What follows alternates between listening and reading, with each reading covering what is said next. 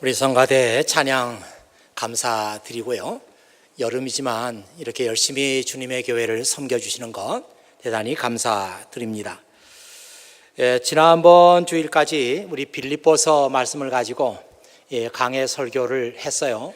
이제 빌립보서 마치고 오늘부터 골로새서 말씀을 가지고 여러분과 함께 은혜를 나누고자 합니다.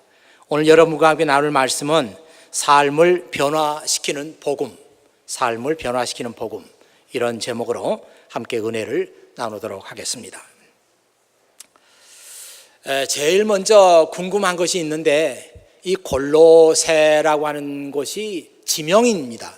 지명인데 이 골로새가 어디 있을까? 우선 그런 생각이 제일 먼저 들어요. 그래서 여러분 잠깐 화면을 봐주시기 바랍니다. 그 화면에 보면은 잘 보이는지 모르겠습니다. 조금 불을 좀 낮춰주시면 잘 보일 것 같아요. 이 지도가 이 바울이 3차 전도 여행을 한 그런 지도거든요. Third Journey from Antioch to Greece라고 나와 있는데요. 이 바울이 1차, 2차, 3차까지 전도 여행을 하고 이제 4차 전도 여행이라고 할 때는 바울이 로마의 그 황제의 재판을 받기 위해서 죄수의 신분으로 갔던 때를 4차 전도 여행이라고 하면 이게 4차까지 되는 거죠.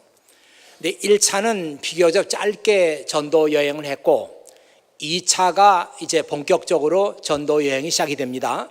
그리고 3차 이렇게 되는데 2차, 3차는 거의 그 루트가 같아요. 그래서 2차 때 선교 여행을 했던 곳을 다시 찾아가서 컨펌을 한 그런 여행이 3차가 되겠습니다.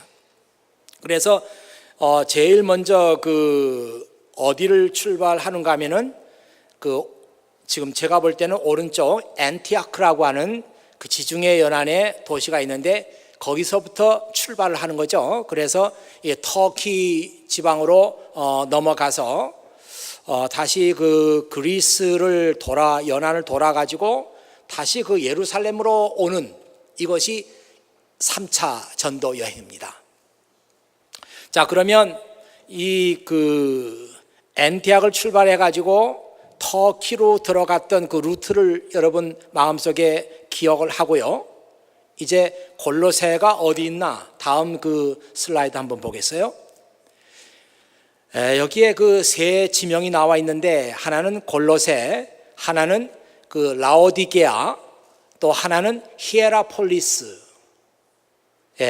세 도시가 이렇게 나란히 있는 것을 볼 수 있습니다. 뭐 다른 설명은 다 줄이고요. 이게 이상하게도 3차 전도 여행을 하면서 이 세 도시를 피해서 가요. 같이 가지 않고. 그러니까 골로새는 바울이 3차 전도 여행을 하면서 빠뜨린 도시입니다. 여기를 방문하지 않았어요. 그런데 이 골로새에 교회가 서고 골로새에 훌륭한 성도들의 얘기가 오늘 골로새서 첫 장에 나와 있습니다. 대부분의 많은 교회들은 바울이 가서 복음을 직접 전하고 그리고 그곳에다가 교회를 세우는 그런 방식인데 이 골로새는 바울이 가질 않았습니다. 그 대신 바울의 동역자였던 에바브라라고 하는 그 동역자가 이 골로새에 들어가서 복음을 전했고 그를 통해서 이 사람들은 복음을 듣게 되었습니다. 이 골로새서 말씀을 시작하면서 우리가 서론적으로 이런 내용을 알 필요가 있고 그 다음에 한 가지 더 알아야 될 말씀은 빌립보서, 에베소서, 빌립보서, 골로새서 그리고 빌레몬서 이 네 가지 서신을 옥중 서신이라고 그렇게 말하는데요. 이 네 가지 서신은 바울이 감옥에 갇혀 있을 때 쓴 편지다. 특별히 바울이 AD 60년경에 예수님 죽고 나서 약 30년 후가 되겠죠. AD 60년경에 로마의 감옥에 갇히게 되는데 그때 에베소, 빌립보, 골로새서, 빌레몬서 4개의 편지를 썼습니다. 그 중에 하나가 골로새서이다. 그 서신을 쓴 목적은 이 골로새에 에바브라라고 하는 동역자가 가서 복음을 전하고 교회를 세웠는데, 그 당시에 많은 교회들이 다 그런 위험 속에 있었지만 이단 사상들이 교회에 들어오기 시작했어요. 이것을 경계하고 또 교회 안에 순수한 그리스도의 복음을 지켜나가기 위해서 이 바울이 편지를 쓴 것이 골로새서이다. 여러분, 그렇게 서론적으로 알면 좋겠습니다. 그 자신이 가지도 않았고 세우지도 않았던 그 교회에다 편지를 쓰면서 맨 먼저 바울이 이렇게 편지를 시작합니다. 하나님의 뜻에 따라 그리스도 예수의 사도가 된 바울과 형제 디모데는 골로새에 있는 거룩하고 신실한 성도들에게 편지합니다. 우리 하나님 아버지의 은혜와 평안이 함께하기를 빕니다. 제일 먼저 이 편지를 받아보는 이 사람들에게 나 바울이 누군가 하는 것을 먼저 소개하죠. 나는 예수 그리스도의 사도입니다. 여러분, 사도라는 뜻이 무엇인지 알 줄로 믿어요. 네, 얼굴 보니까 뭐 그쯤이야 다 압니다. 그런 표정이신데 좋습니다. 다 아는 거니까 제가 말하지 않겠어요. 그래도 말을 해야 되죠. 혹시 또 모르는 사람이 있을지 모르니까. 이 사도라고 하는 말의 뜻이 보냄을 받은 사람, 이런 뜻입니다. 예수 그리스도의 사도라고 하는 것은 나는 예수 그리스도의 보냄을 받은 사람입니다. 그래서 내가 여러분에게 편지도 쓰고 여러분에게 방문도 하고 하는 것입니다. 그런 의미에서 사도라고 하는 것입니다. 저는 이 말씀을 보면서요, 정말 이 사도라는 말의 뜻이 무엇인가 하는 것을 여러분이 다시 한번 깊이 새겼으면 좋겠다, 그렇게 생각합니다. 미국의 성서학자 중에 마이클 하이저라고 하는 분이 계시는데요, 이분은 고대 근동 지방에 대한 연구를 많이 하신 분이에요. 그런데 그분이 이런 얘기를 했습니다. 모든 크리스찬은 그리스도와 하나가 된 사람들이다. 그리고 크리스찬들은 세상에 복음을 전파할 뿐만 아니라 세상에서 그리스도로 살라고 명령을 받은 사람들이다. Every Christian is united to Christ and is commissioned to not only spread the gospel, 단순히 복음만 전하라고 명령을 받은 게 아니라 but also to be Jesus to the world, 이 세상에서 예수가 되라고 명령을 받은 사람들이다. 참 인상 깊은 말씀 아닙니까? 우리 예수 믿는 사람들이 누구냐? 크리스찬이 누구냐? 예수님과 하나가 된 사람들이고, 예수님께로부터 2가지 명령을 받는데, 하나는 복음을 전파해라, 또 하나는 너희가 이 세상에 들어가서 예수처럼 살아라, 그런 명령을 받은 사람들이다. 저는 이 사도라고 하는 말의 뜻이 바로 이 말씀 속에 들어있다 생각해요. 우리가 예수님의 보냄을 받아서 이 세상에 들어가서 예수님처럼, 예수님의 마음과 예수님의 정신을 가지고 말을 할 때나 어떤 행동에 있어서 예수님을 알 수 있는 그런 삶을 사는 사람들이 사도이다, 그렇게 생각합니다. 바울은 자기가 예수 그리스도의 사도로 살아가는데 하나님의 뜻이 있다, 이렇게 생각했어요. 그래서 나 사도 바울은 하나님의 뜻을 따라서, 그렇게 말하죠. 하나님의 뜻을 따라서. 저는 이 사도 바울의 생애를 주의 깊게 보면서 어떻게 이런 삶을 살 수 있을까? 제가 볼 때 이 사도 바울의 삶은 total 커미트먼트예요. 아주 토탈 커미트먼트 투 지저스. 예수님께 완전히 커미트를 한 사람. 뭐 자기 것 다 쓰고 남은 것 가지고 그리스도께 드리는 게 아니고, 자기 생활할 거 다 하고 남는 시간에 그리스도를 위해서 봉사하는 게 아니고, 바울에게는 예수님께 대한 헌신이 토탈 커미트먼트였어요. 내 삶이 곧 예수님이고,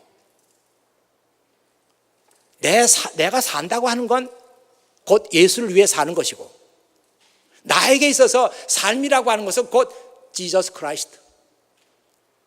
빌립보서 1장 20절에 나오는 말씀이잖아요. 나에게 있어서 사는 것이 곧 그리스도입니다. 누가 나에게 물어요. 당신에게 있어서 삶이란 무엇입니까? 그렇게 물어보면 저에게 있어서 삶이란 곧 예수 그리스도, 그분입니다. 이렇게 대답을 했던 사람이죠. 어떻게 이런 삶을 살 수가 있을까? 저는 그 비결이 바울이 자기 자신을 이해하면서 내가 그리스도의 사도가 된 것은 여기에 하나님의 뜻이 있다. 하나님의 섭리와 하나님의 목적과 하나님의 계획이 내 삶 속에 흐르고 있다. 이렇게 믿었기 때문이다. 그렇게 생각합니다. 우리 시대에 정말 그런 크리스찬이 있는가? 그리스도를 위해서 완전히 자기 자신을 헌신하는 그런 사람이 우리 시대에 왜 없는가? 그런 생각을 하면서 제가 여러분에게 이렇게 제의하고 싶어요.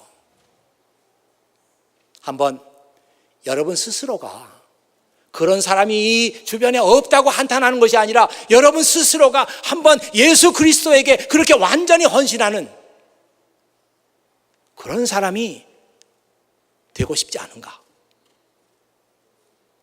물론 저를 포함해서 우리 모두가 다 우리 시대에 그렇게 예수님께 완전히 헌신한 크리스찬이 없다 이렇게 생각하는 것이 아니라 내가 그런 사람이 될 수 없는가? 그런 얘기를 여러분께 드리고 싶었습니다. 성경에 보면은 우리 예수 믿는 사람들은 정말 그리스도의 향기가 나는 사람들이다 그랬어요. 여러분 한번 화면 보시죠. 두 가지 성경 말씀 있는데요. 너무 앞에 갔네요. 2번. 2번이 아니고 지금 3번인 것 같아요. 3번.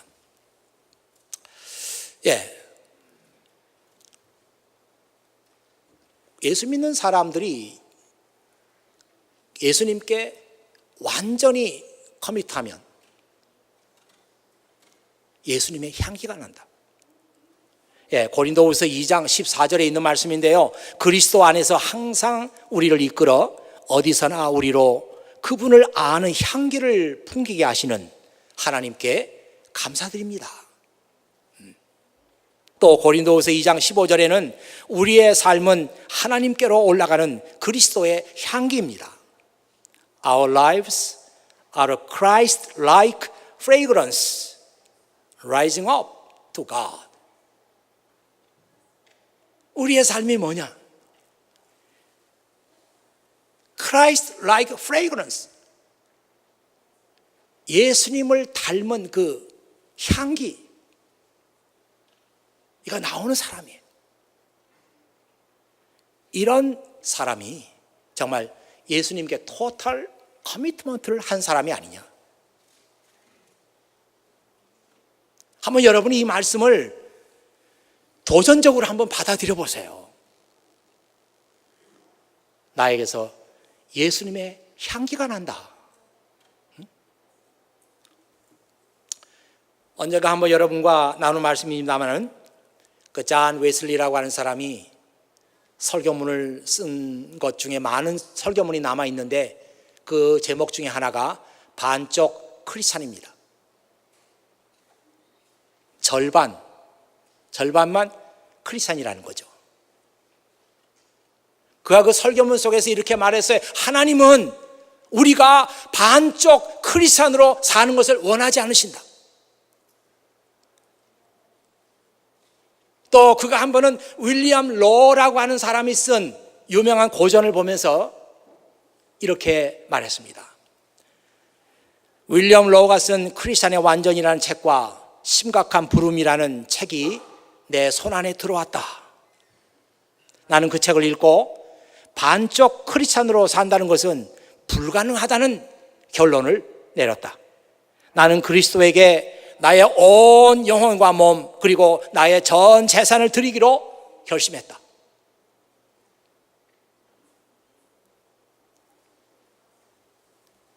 요한 웨슬리가 그런 삶을 살았고 우리가 지금 말하고 있는 사도 바울이 예수님께 온전히 헌신하는 그런 삶을 살았습니다. 이제는 여러분이 내가 예수님의 프레그런스가 나는 그런 삶을 한번 살고 싶다. 이런 마음이 여러분 안에 생겼으면 좋겠어요.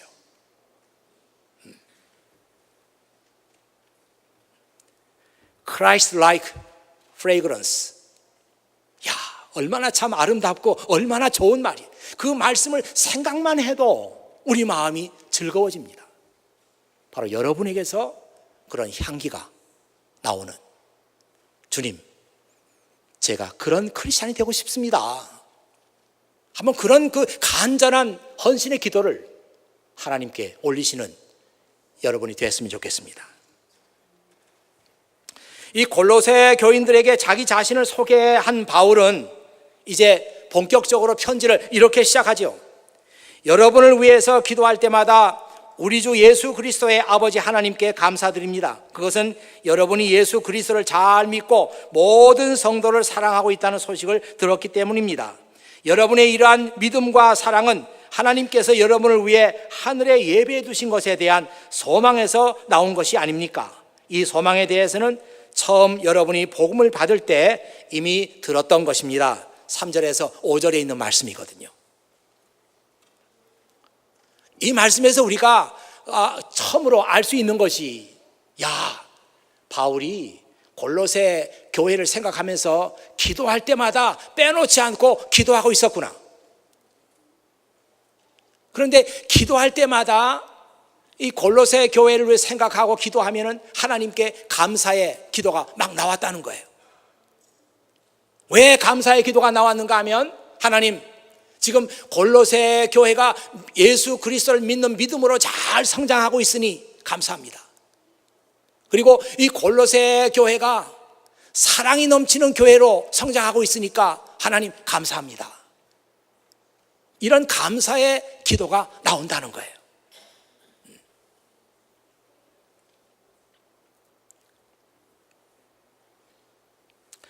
여러분, 우리 교회에 그 4대 비전이 있는데요. 아까 권사님께서 기도할 때 그 기도 속에서 언급을 했는데, 첫째 비전이 우리는 한국 교회의 전통을 이어가겠다.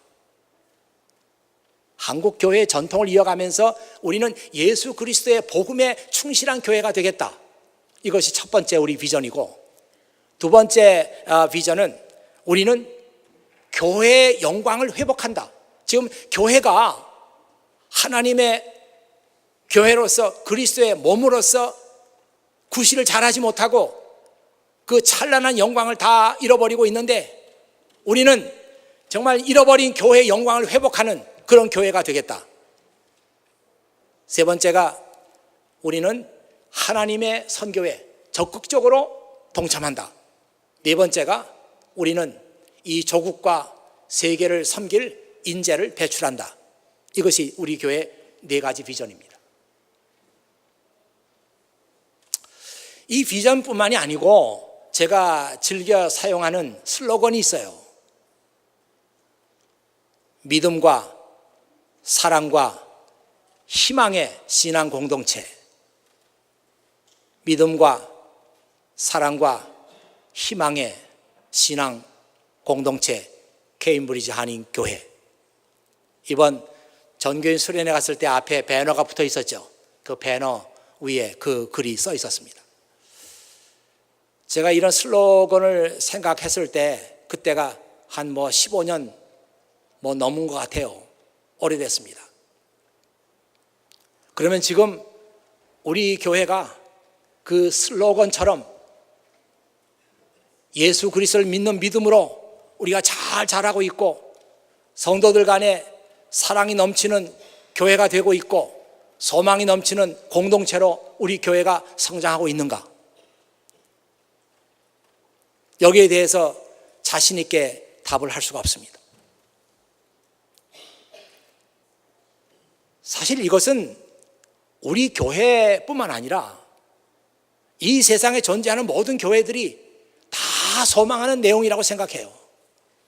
어느 교회들 우리 교회가 예수님을 믿는 믿음으로 성장하는 교회가 되기를 원합니다. 우리 교회가 사랑이 넘치는 교회가 되기를 원합니다. 그걸 원하지 않는 교회가 어디 있겠어요?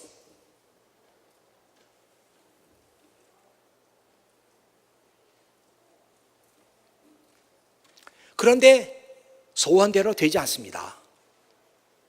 되지 않아요.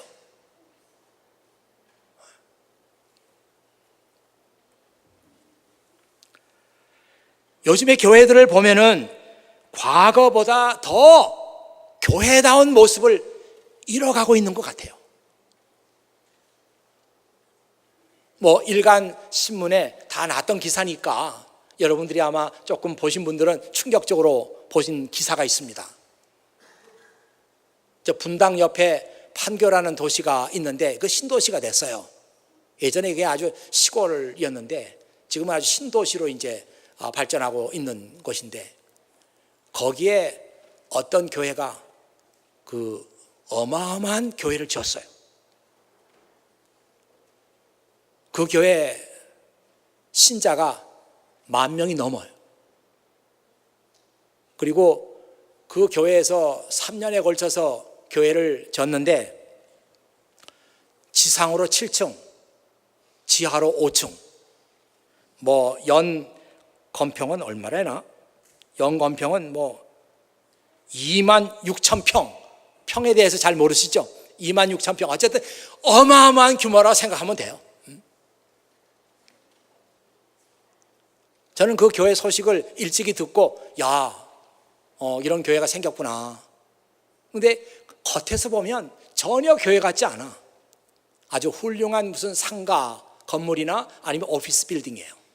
엄청난 규모죠. 전체가 까만 유리로 거튼되어 있습니다. 참 이런 교회가 생겼구나. 그런데 기사를 보니까 주간 중에 교회를 오픈해가지고 주민들이 와서 자유롭게 올 수 있고 그런 얘기도 있더라고요. 그렇구나. 한 달쯤 지났는데 그 교회가 경매에 나왔대. 네. 감정 가격이 526억이에요. 그런데 아직까지는 산 교회가 없다. 어디서 그걸 산다고 나서는 데가 없대요. 결국엔 누가 사게 되겠죠. 526억. 그 안에는 어떻게 돼 있을까? 어떤 시설이 있을까? 제가 알 수 없어요. 이 526억이라고 해도 우리가 깜짝 놀라는데 지금 사회적으로 이슈가 되고 있는 이 사랑의 교회는 3,000억이에요. 3,000억이면 그 안에 어떤 시설이 있을까? 응? 웬만한 호텔보다 더 호화롭고 더 럭셔리하고 더 훌륭한 그런 건물이겠죠. 그리고 그 안에는 어떤 시설들이 들어갈까? 어떤 가구가 들어갈까? 생각만 해도 굉장합니다. 3,000억 규모의 교회라고 하면 그 규모가 얼마나 어마어마할까? 제가 우려하는 것은 이 교회가 그렇게 기형적으로 발전하고 대형화되면서 막상 교회가 가져야 될 것은 잃어버리고 그 자리에 다른 것들이 채워지는 것은 아닌가? 이것이 염려스러워요. 교회는 무엇이냐? 예수 그리스도를 믿는 믿음으로 성도들이 성장을 하고, 교회는 무엇이냐? 성도 간에 서로 사랑이 넘치는, 이것이 교회의 모습인데, 정말 그런 대형화된 교회들, 그런 교회들이 교회의 모습은 자꾸 잃어버리면서 다른 모습들이 교회 안에 들어오고 있고 생기지 않는가 하는 우려가 있습니다. 저는 오늘 골로새서 말씀 보다가 깜짝 놀랐어요. 여기에 이런 말씀이 있구나.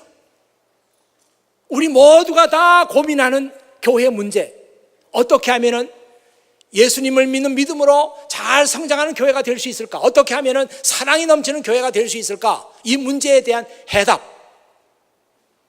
이게 오늘 본문 말씀 속에 나와 있는 거예요.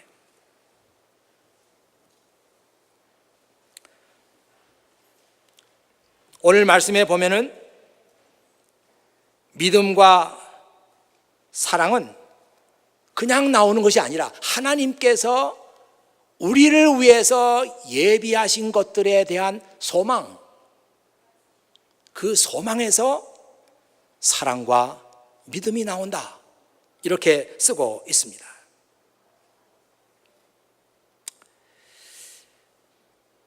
여러분, 이 성경의 해답은 너무나 쉽고 너무나 단순합니다. 여러분, 그 말씀 아시죠? 고린도전서 2장 9절의 말씀을 보면은 하나님께서 자기를 사랑하는 자들을 위해서 준비해 두신 것을 눈으로 보지 못하였고 귀로 듣지 못하였으며 마음으로 깨닫지 못하였다. 하나님께서 그의 자녀들을 위해서 좋은 것을 준비하고 계시는데 이걸 보지도 못하고 듣지도 못하고 깨닫지도 못해요. 이 고린도전서 2장 9절에는 그런 사람들이 저지른 일이 예수님을 십자가에 못 박은 일이다, 그렇게 쓰고 있어요. 또 여러분, 잠언 29장 18절에 있는 말씀 잘 아시죠? Where there is no vision, 비전이 없는 곳에 the people are unrestrained. The people are unrestrained.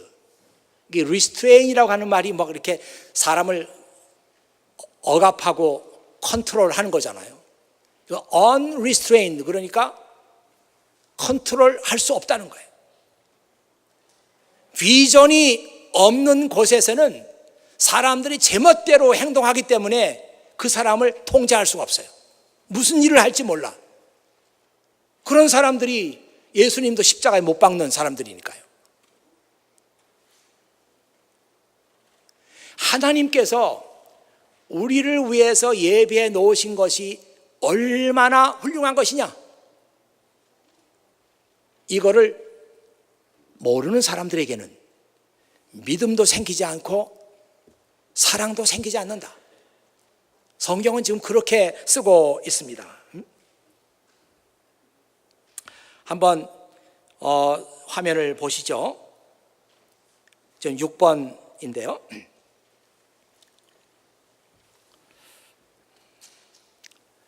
이게 지금 성경에 나와 있는 말씀인데 그 New Living Translation에서 이 말씀을 여러분에게 지금 소개하고 있습니다. 제가 이제 New Living Translation을 설교 때마다 많이 소개하는데 정말 훌륭한 번역 같아요. 그냥 우리가 그냥 말씀 읽을 때 하고 이 번역 성경을 읽을 때 하고 그 완전히 뉘앙스가 달라지는 거예요.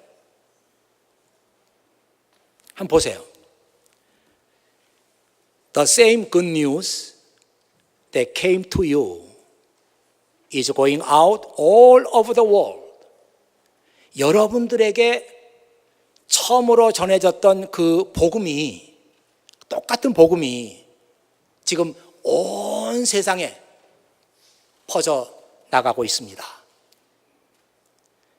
It is bearing fruit everywhere by changing lives. 지금 복음이 사람들의 삶을 변화시키면서 복음이 전파되는 곳마다 it is bearing fruit, 열매를 맺고 있어요. 이게 굉장히 그 하나님의 말씀을 풍성하게 지금 우리에게 설명을 해주고 있습니다. 여러분에게 전파됐던 똑같은 복음이 지금 온 세상에 전파되고 있고, 그 복음이 사람들의 삶을 지금 변화시키고 있어요. 삶을 변화시키는 그 열매들이 여기저기서 지금 막 맺히고 있는 거예요. 그 다음에 just as it changed your lives from the day you first heard and understood the truth about God's wonderful grace. 똑같이 여러분들이 그 복음을 들었을 때에 여러분의 삶이 변화된 것처럼, 저는 이 말씀을 읽으면서 막 그 심장이 두근두근 하는 것을 느꼈어요. 야, 내가 예수 그리스도의 복음을 처음 들었을 때 그 복음이 내 안에서 내 인격을 변화시키고 내 삶을 변화시키지 않았던가. 그런데 그와 똑같은 복음이 지금 온 세상으로 퍼져나가고 있습니다. 그러면서 여기저기서 복음을 듣는 사람들의 삶을 지금 변화시키는 열매들이 막 맺히고 있어요.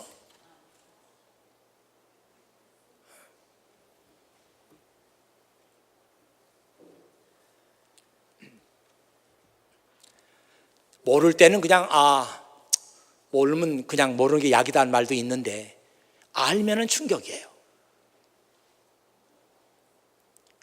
아까 제가 서론적으로 얘기했잖아요. 그 골로새 교회에다가 복음을 전해준 사람이 바울이 아니고 에바브라라고 하는 사람이다. 에바브라는 누구냐? 학자들은 얘기하기를 바울이 3차 전도 여행에서 얻은 사람이래요. 그 사람이 골로새 도시에 들어가서 예수 그리스도의 복음을 그들에게 전했던 것입니다. 아니, 그러면 3차 전도 여행에서 에바브라라는 사람이 복음을 듣고 크리스찬이 됐으면 이 사람 자신도 아직 복음에 대해서 확실하게 몰라요. 이 사람 자신도 믿음에 대해서 아직 많은 것을 알지 못해요. 아직 부족한 사람이에요. 그렇지만 이 사람이 골로새 도시에 들어가서 복음을 전했을 때 골로새 사람들의 삶이 변화됐어요. 더 놀라운 것은 이 에바브라가 복음을 가리키면서 가르칠 내용이 많이 있었겠지만, 제일 먼저 가르친 것은 여러분이 예수님을 믿고 하나님의 자녀가 되면은 하나님께서 그의 자녀들을 위해서 엄청나게 좋은 것들을 준비해 두셨습니다. 이것부터 가르쳤어요. 그러니까 이 골로새에 있는 성도들은 에바브라가 복음을 가르치는 대로 받아들이는 겁니다. 어차피 모르는 사람들이니까. 하나님께서 그의 자녀들을 위해서 얼마나 좋은 것을 리저브하고 계시는가, 이것부터 가르쳤어요. 그러니까 골로새 교인들이 우리가 성도가 된다는 거, 크리스찬이 된다고 하는 것은 굉장한 거구나 하면서 하나님께서 나를 위해서 리저브한 것들에 대해서 희망을 갖게 됐어. 소망을 갖게 됐어. 그랬더니 그 교회가 예수님에 대한 믿음으로 자라는 교회가 됐고, 그 교회가 사랑이 넘치는 교회가 됐다는 거예요.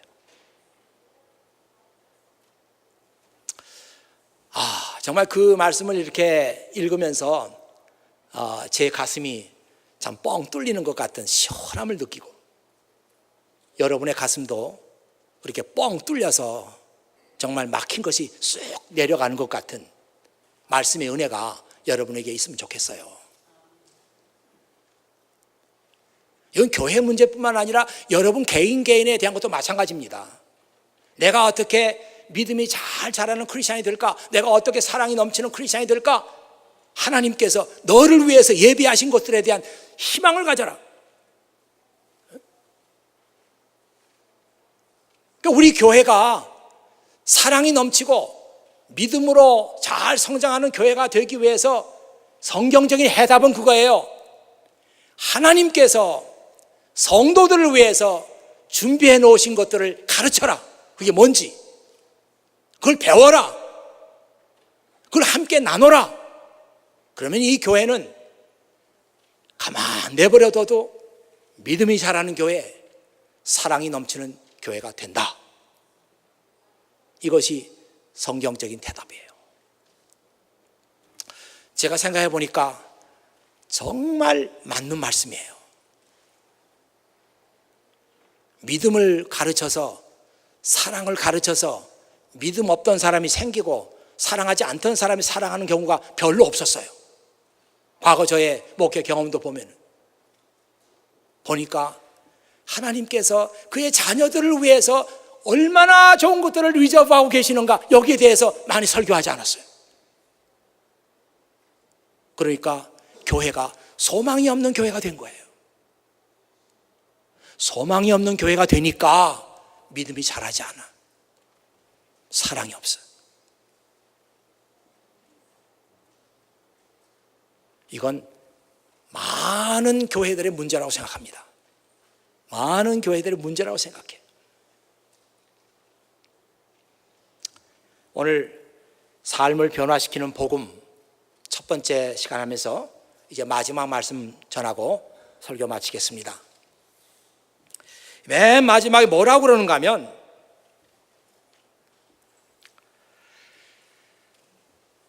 복음이 전파되는 곳마다 하나님의 복이 임하고 있습니다. 복음이 전파되는 곳마다 하나님의 복이 임하고 있습니다. 하나님의 블레싱이 임하고 있대요. 이걸 한번 여러분 자신들에게 한번 적용을 해보시죠. 야, 내가 내 안에 예수 그리스도의 복음이 임하면 하나님의 블레싱이 그 자리에 임한다. 여러분 복음에 대해서 알고 있습니까? 아시는 분들은 됐어요. 아시는 분들은 내 안에 예수 그리스도의 복음이 있다, 이렇게 말하는 분들은 알 거예요. 하나님의 블레싱이 나에게 임하고 있다, 알 거예요. 모르는 분들은 어쩔 수 없습니다. 모르는 분들은 지금부터 예수 그리스도의 복음이 무엇인가 하는 것을 알아야 돼요. 처음으로 돌아가서 대단히 죄송하지만 예수 그리스도의 복음이 무엇인가 하는 것을 성경을 읽기 시작해야 합니다. 왜? 그래야 내 삶 속에 하나님의 복이 임하니까, 하나님의 블레싱이 임하니까.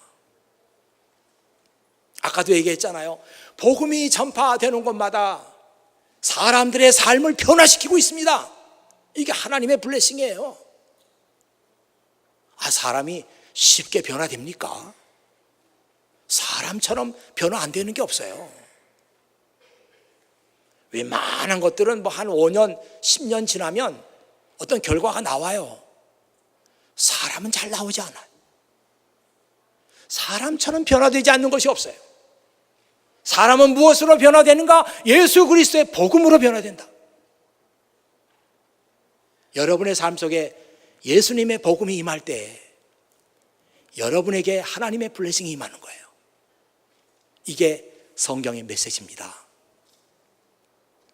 저는 우리 교회 4대 그 비전 가운데 하나가 복음주의 신앙 공동체가 되고 싶다, 그런 거였는데 우리 교회에 속한 모든 형제 자매들 한 사람도 외에 없이 예수님의 복음을 알고 그 복음을 위해서 자신을 아깝지 않게 드리는 사람,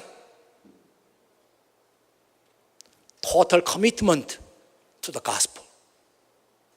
예수님에게, 복음에게 자신을 완전히 커밋하는 사람들, 바로 이 자리에 앉은 여러분들이 되기를 원해요. 그리고 여러분의 삶 속에 하나님의 블레싱이 임하기를 주의 이름으로 축원합니다. 기도하겠습니다. 아버지 하나님, 감사합니다. 참 성경 말씀은 듣고 들어도 또 즐겁고 즐거운 것이 하나님의 말씀이고, 하나님은 듣고 들어도 새롭게 들리는 것이 하나님의 말씀이고, 하나님 말씀은 듣고 들어도 모르는 것이 더 많은 것이 하나님의 말씀입니다. 오늘 아버지 하나님께서 우리 각 사람을 사랑하시고 이 교회를 사랑하시면서 이 교회가 진정 예수님을 믿는 교회로 성장하기를 원하느냐, 이 교회가 사랑이 넘치는 교회가 되기를 원하느냐, 이런 우리의 질문에 대해서 대답을 주셨습니다. 교회뿐만이 아니라 내 개인적인 삶에 주님께서 응답해 주셨습니다. 아버지 하나님, 지금부터 이 교회가 소망이 넘치는 교회가 되게 하시고, 정말 하나님께서 이 교회를 위해서 리저브해 놓으신 것, 그리고 하나님께서 사랑하는 자녀들을 위해서 리저브해 놓은 것들이 얼마나 놀라운 것인지, 그것들에 대한 소망을 품을 수 있는 교회가 될 수 있도록 아버지 하나님께서 도우시기를 원합니다. 사랑하는 모든 형제 자매들 한 사람도 외 없이 복음에 충실한 사람들이 돼서 그들의 생애 가운데 하나님의 복이 임하는 그런 사람들이 되게 도와주시옵소서. 우리 구주 예수 그리스도의 이름으로 기도하옵나이다. 아멘.